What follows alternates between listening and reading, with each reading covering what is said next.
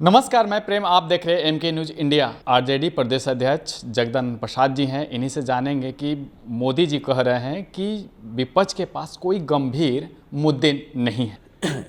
भारत की जो समस्या है वही सबकी समस्या है, सरकार में हो या विपक्ष में हो। राष्ट्रीय समस्याओं से अलग किसी व्यक्ति की कोई समस्या नहीं होती है। जो सवाल हम बिहार में उठाए हैं अपने वचन पत्र के द्वारा 24 और इंडिया के तरफ से हर राज्यों में अपने अपने नेतृत्वकर्ता ने सवाल उठाया है जो, और कांग्रेस ने भी अपने सवालों को उठाया है और उठाया नहीं है। उसके साथ लोगों ने चरणबद्ध समयबद्ध कहा कि हम इस काम को पूरा करेंगे।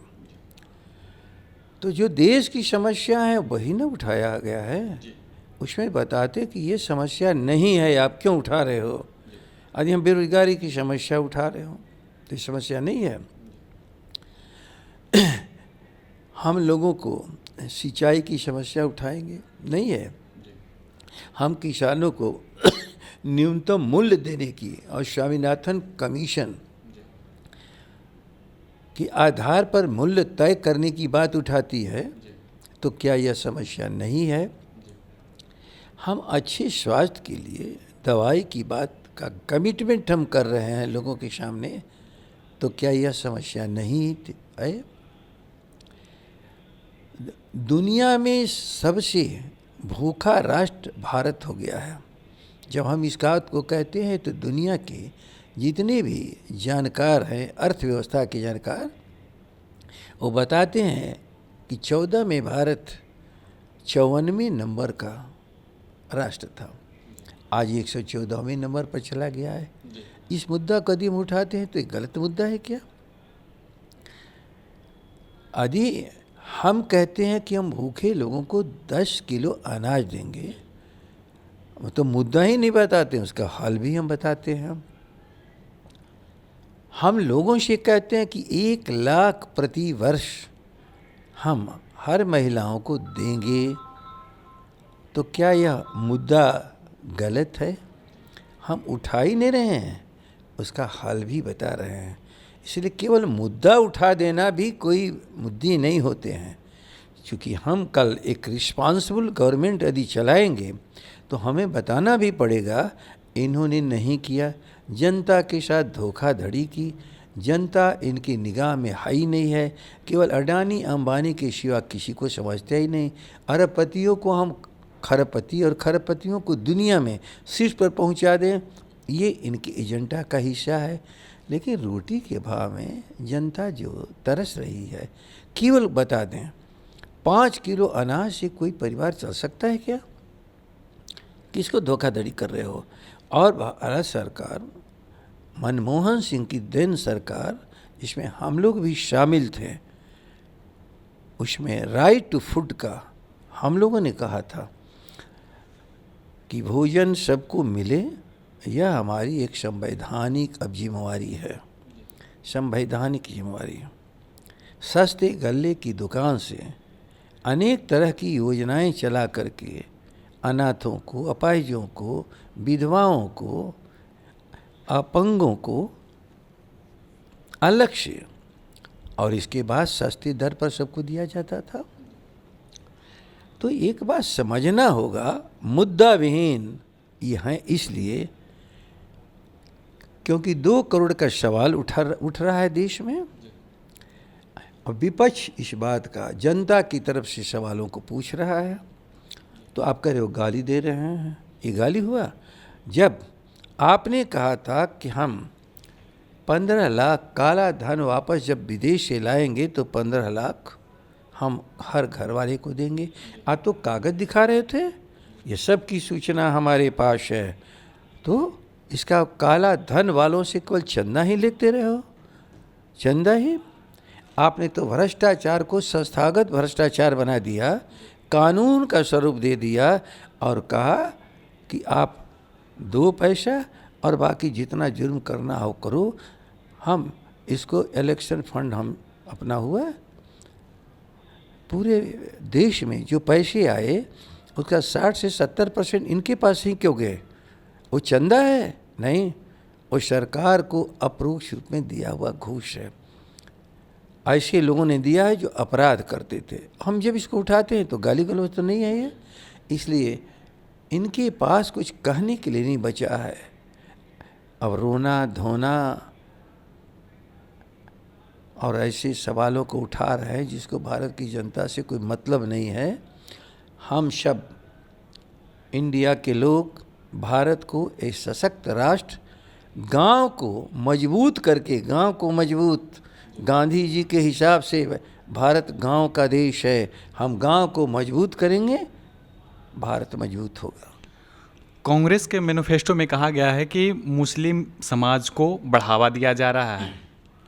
ये आरोप लगाया तो भारत कांग्रेस के राष्ट्रीय अध्यक्ष खड़गे साहब, उन्होंने कहा मुझे समय दीजिए, हम आपको अपने घोषणा पत्र को दिखाते हैं और उसमें उस शब्द को परोक्ष या अपरोक्ष आप बता तो दीजिए कहाँ पर ये बात है जिसको आप कह रहे हो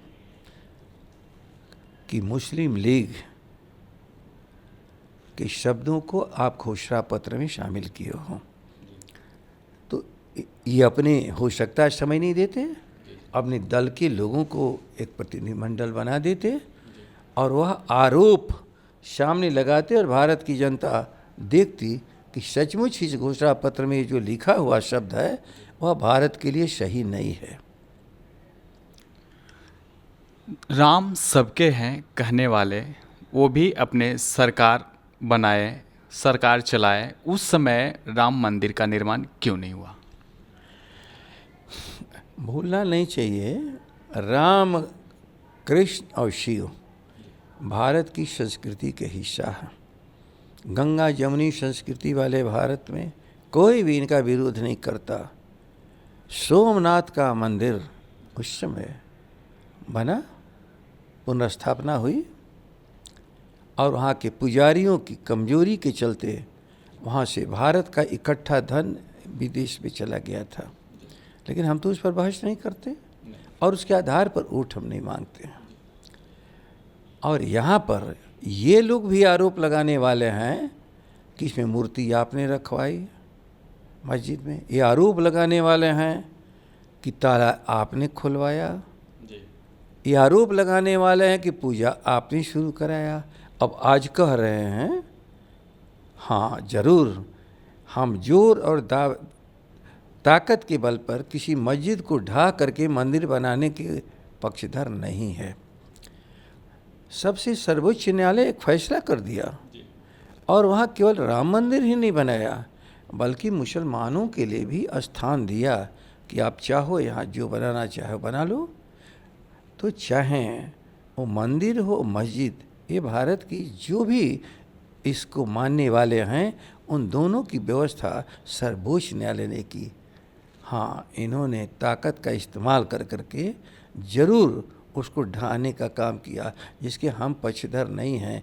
काल जब सर्वोच्च न्यायालय में विषय था उस विषय को हल करना चाहिए था। वहाँ पर ताकत के बल पर यदि किसी भी संप्रदाय और धर्म पर हम प्रहार करेंगे उन्मादी की तरह, दंगाई की तरह, तो ये देश को नुकसान होगा। आरजेडी न्याय की मुखौटा पहनकर तुष्टीकरण की राजनीति करती है। हम पूरे भारत को संतुष्ट नहीं करेंगे। सरकार होती है किस बात के लिए? हम रोजी रोटी की समस्या सबकी, खेतों में पानी की समस्या हल हम जब करते हैं, लोगों की दवाई और स्वास्थ्य के बारे में हम चिंतन करते हैं, तो यह क्या संतुष्टि नहीं हम देंगे लोगों को? ये नहीं करना चाहिए का ख्याल कर लीजिए।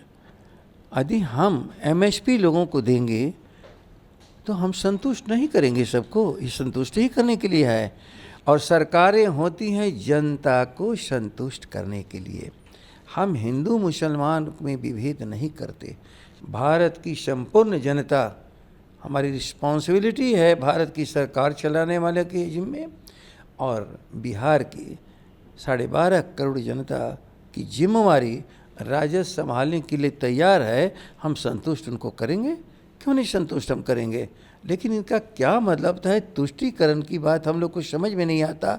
क्या मंदिर को बनाना, मस्जिद को बचाना, लालू जी का एक वाक्य है, जब इंसान ही नहीं रहेगा तो मंदिरों में घंटी कौन बजाएगा, जब इंसान ही नहीं रहेगा तो मस्जिद में आना अजान कौन देगा, और दंगे में सबको नष्ट ही कर दोगे तो बाकी इंसान तो बचेगा ही नहीं। इसलिए पहले इंसान को बचाओ, इंसानियत को बचाओ। राष्ट्रीय जनता दल केवल अपने वोट के लिए कोई भी ऐसा को कर्म नहीं कर सकता है जो भारतीय जनता पार्टी कर रही है और लोगों के बीच में घृणा फैला रही है। एक अंतिम सवाल, बीजेपी कह रही है इस बार का चुनाव मोदी नहीं लड़ रहा है, जनता लड़ रहे हैं। सही, यही बात एक सही कहा उन्होंने। अब तक इसको नहीं मानते थे। हम तो कहते ही हैं कि जिस तरह 77 में जनता सरकार से लड़ी और एक सरकार बनाई, जिस तरह 89 में जनता लड़ी और एक सरकार को उसने बनाया अपने लिए, उसी तरह इस बार जनता लड़ रही है अपनी सरकार बनाने के लिए, अपनी समस्याओं के हल करने के लिए। अब इनको समझ ही में नहीं आ रहा है कि जनता जब इनके साथ थी तो 14, इनके साथ थी तो 19, लेकिन आज जनता इनके साथ नहीं है क्योंकि इन्होंने जनता को तबाह करके रख दिया। ये क्यों नहीं बताते हैं कि हम किस मुद्दे को, जिसको हमने उठाया था, उसको पूरा किया।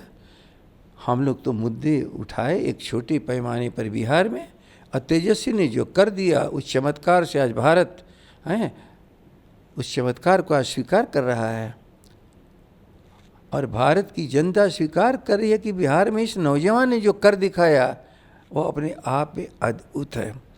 इसलिए बिहार की जनता अपने नेतृत्वकर्ता तेजस्वी के साथ खड़ी है, और भारत के भीतर जो हमारी जिम्मेवारी है हम उसको पूरा करने के लिए तैयारी हैं कि भारत में लोकतंत्र बचे, भारत में संविधान बचे, भारत में कोई घृणा भाव न हो।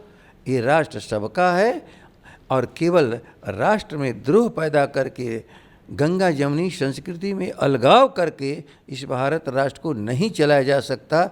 हम इसके पक्षधर हैं, पक्षधर हम रहेंगे, और हम ये भी कहते हैं कि भारत की जनता और बिहार की जनता उसी को स्वीकार करेगी जो लोगों में दंगा और उन्माद न फैलाता हो। जी धन्यवाद। तो आपने सुना इनका क्या कुछ कहना है। इनका ये भी कहना है कि जो हमने मुद्दे उठाए हैं उनका सॉल्यूशन भी हमने बताया है। इसी तरह के तमाम खबरों के लिए बने रहें और देखते रहें एमके न्यूज़ इंडिया। धन्यवाद।